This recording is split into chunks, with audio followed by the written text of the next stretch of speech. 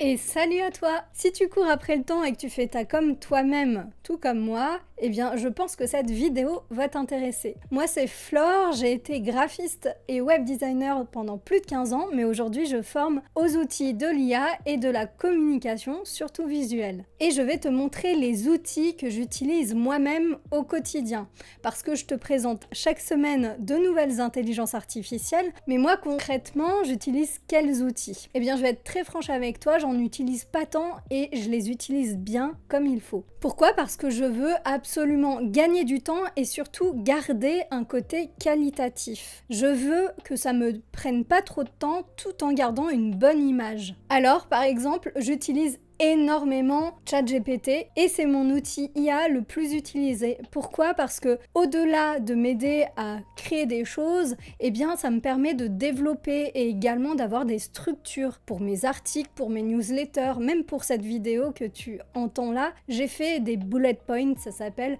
pour savoir qu'est-ce que je vais dire et quand est-ce que je vais le dire. Alors moi c'est pas scripté, j'aime pas scripter mes vidéos, malheureusement je sais que pour certains c'est horrible de m'entendre bafouiller, mais ça me permet de rester naturel parce que moi lorsque je lis un texte malheureusement c'est pas du tout agréable. Donc avec ça je fais aussi un petit peu d'images mais jamais pour faire ma com officielle parce que je trouve que la patte ChatGPT se voit trop en termes d'image. Probablement aussi à l'écrit, mais parce que moi, en fait, malheureusement, je ne sais pas aussi bien écrire que faire des visuels. C'est moins mon domaine, donc ChatGPT m'aide beaucoup à me corriger notamment. Les idées, c'est moi qui les ai. J'aime pas que ChatGPT me les prenne. Donc tout ce que je te partage, en fait, ça vient de moi et non de ChatGPT. En fait, ChatGPT m'aide vraiment juste à structurer l'ensemble et à m'aider à m'améliorer dans certains domaines. Alors bien sûr, ça m'arrive de faire des visuels sous ChatGPT, mais je les retravaille ensuite parfois sous Leonardo. Et Leonardo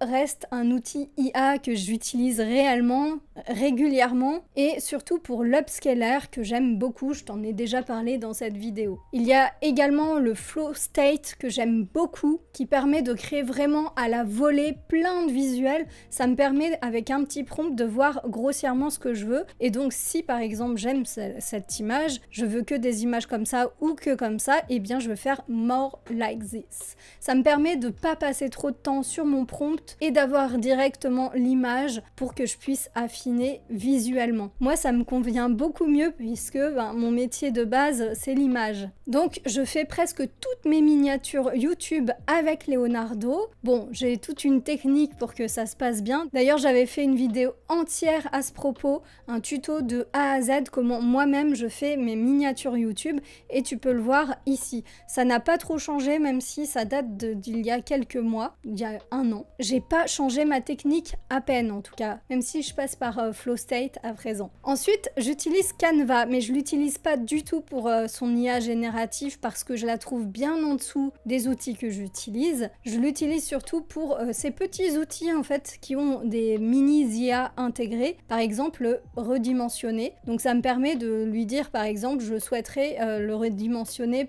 pour un carrousel Instagram, hop, je fais ça, copier, redimensionner. Ça prend un peu de temps, mais là, c'est l'IA qui travaille derrière. Hop, j'ouvre et c'est bon, le format Instagram. Franchement, c'est génial. Personnellement, ce genre de petits outils qu'a Canva, je les adore, je les utilise très régulièrement, seulement pour les réseaux sociaux, parce que tout ce qui est création et gestion d'images, j'utilise d'autres outils. Notamment, eh bien, on vient au point 4, Photoshop.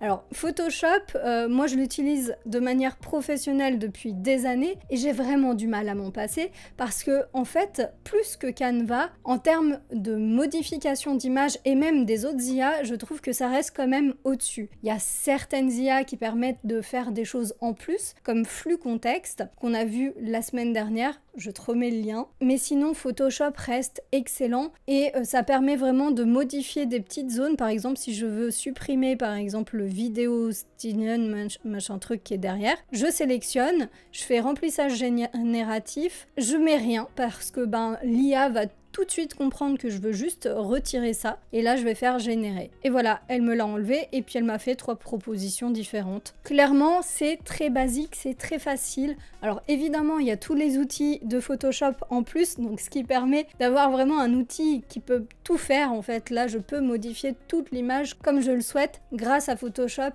et l'IA combinée. Donc personnellement, j'ai pas envie de changer pour l'instant. Et dernier outil, alors je vais pas te parler d'Adobe Premiere Pro, même si l'avantage, c'est quand même qu'on peut retranscrire le texte, donc ça j'adore, donc c'est une IA aussi, mais c'est le plugin que j'ajoute à Premiere Pro. Alors attention, tu n'es pas obligé d'avoir Premiere Pro pour l'utiliser. Tu peux aussi utiliser DaVinci Resolve qui te permet de faire grossièrement la même chose en moins cher et en plus facile. Donc bon, si tu as le choix, autant choisir celui-ci dès le départ. Moi je sais que je suis habituée à Premiere Pro et surtout c'est compris dans mon tarif de la suite Adobe, donc j'ai Photoshop, Illustrator, Premiere Pro notamment qui me servent pas mal. Alors c'est une petite extension qui s'appelle AutoCut que je trouve géniale, qui me permet de gagner un temps fou sur chacune de mes vidéos. Bah ouais, parce que malgré tout, je n'aime pas me montrer en vidéo. Je sais, c'est bizarre, hein, parce que je me montre, mais sache qu'en communication visuelle, le fait de se montrer est extrêmement important. Ça permet aux personnes de savoir qui tu es et de te faire beaucoup plus confiance. Parce que quand on ne sait pas qui est derrière une chaîne YouTube, notamment, on a tendance à pas faire confiance autant que lorsqu'on voit la personne. Donc toi, si tu hésites encore et encore à ouvrir une chaîne YouTube, un TikTok ou peu importe, à faire de la vidéo, eh bien n'hésite plus. Parce que vraiment, c'est ça qui va te faire décoller aujourd'hui et c'est ce qui fonctionne. C'est ce qui fonctionne parce qu'on a envie de voir qui est derrière tel projet. Alors évidemment, tu pourras me trouver des contre-exemples, mais la plus grosse majorité des personnes qui réussissent sur le web se montrent. AutoCut, qu'est-ce que c'est? C'est un petit programme qui te permet de, comme son nom l'indique, de couper automatiquement tes rushs. Lorsque tu tournes ta vidéo, tu as souvent des moments de blanc où tu ne parles pas, où tu réfléchis, ou même quand tu bafouilles. Quand tu bafouilles, prends un petit temps de réflexion, tu ne parles plus, et là, tu vas recommencer à parler un peu plus tard, ce qui te permet d'avoir un blanc. AutoCut va te couper juste à ce moment-là, ce qui va te permettre par la suite de dérusher beaucoup plus vite. En fait, c'est une forme de dérushage. Alors, qu'est-ce que c'est que le dérushage? C'est regarder la vidéo avant de monter pour savoir ce que tu vas retirer et garder.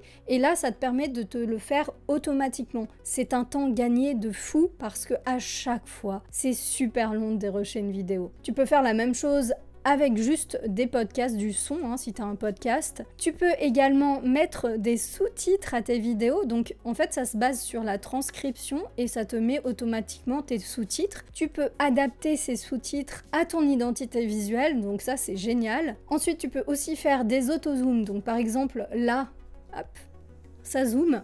Et bien ça c'est fait automatiquement. Alors parfois ça bug encore un peu, hein, c'est parfois un peu expérimental. Tu peux faire du b-roll, donc c'est-à-dire des images d'illustration pour tes vidéos pour que les personnes qui regardent s'ennuient moins, elles aient un petit peu des images qui bougent plus que quelqu'un sur le même décor en permanence. Donc ça permet de garder l'attention et c'est génial. Également tu peux auto-resize, donc si par exemple ta vidéo YouTube tu veux la mettre pour les réseaux sociaux, donc sur un format téléphone, eh bien ça va te recadrer. Alors c'est pas juste un recadrage normal, ça va suivre ta souris, les choses importantes et du coup ça va bouger un petit peu et ça va garder ton image très dynamique. Tu peux également, suite à ça, moi c'est comme ça que je fonctionne pour mes shorts, quand je fais une grosse vidéo, eh bien je les mets en short. Ensuite, une fois que je l'ai auto-resizé, que je l'ai remise à la bonne taille, eh bien je fais auto-viral clips. Donc ça me permet de récupérer les moments où je dis des choses un peu intéressantes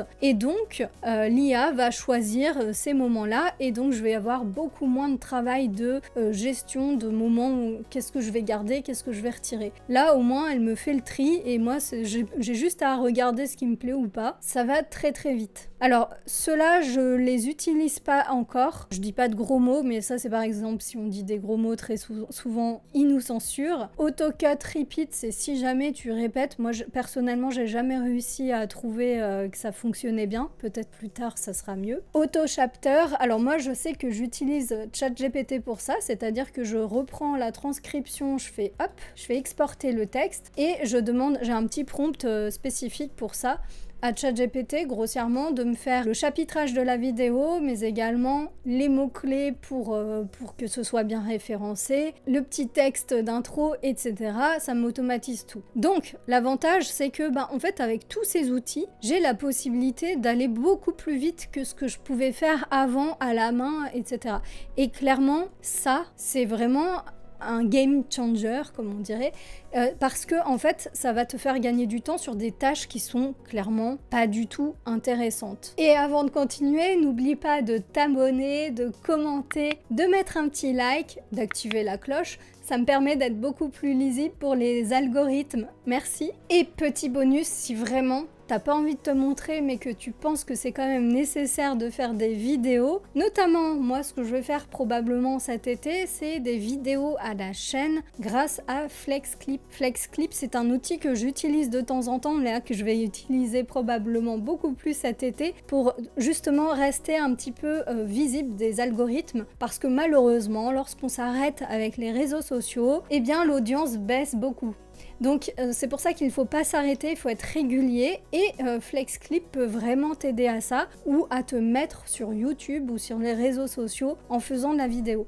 Je t'en avais déjà parlé ici, mais je trouve que c'est l'une des IA de vidéo qui te permet de faire les choses les plus rapidement possible de manière qualitative, en partant en plus de tes articles WordPress ou de scripts que tu as envie de faire voilà, rapidement. Incroyable cet outil. Tu trouveras le lien en description. Et avant qu'on finisse, si t'es solopreneur et que t'en as marre avec toutes ces actus IA, que tu ne t'en sors pas, eh bien en plus de cette vidéo, je te conseille mon petit kit de survie IA du solopreneur. Ça te permettra de faire le tri avec toutes les IA qui existent, de comprendre quelles sont les meilleures et comment les utiliser de manière optimum. Le lien est en description et c'est gratuit. Et voilà, c'était mon top 5. Dis-moi en commentaire quelles sont les IA que tu utilises déjà et celles que tu vas peut-être utiliser pour ton travail. Et n'oublie pas, les IA ne sont pas magiques, c'est à toi de bien les diriger. Et à bientôt pour une prochaine vidéo. Ciao!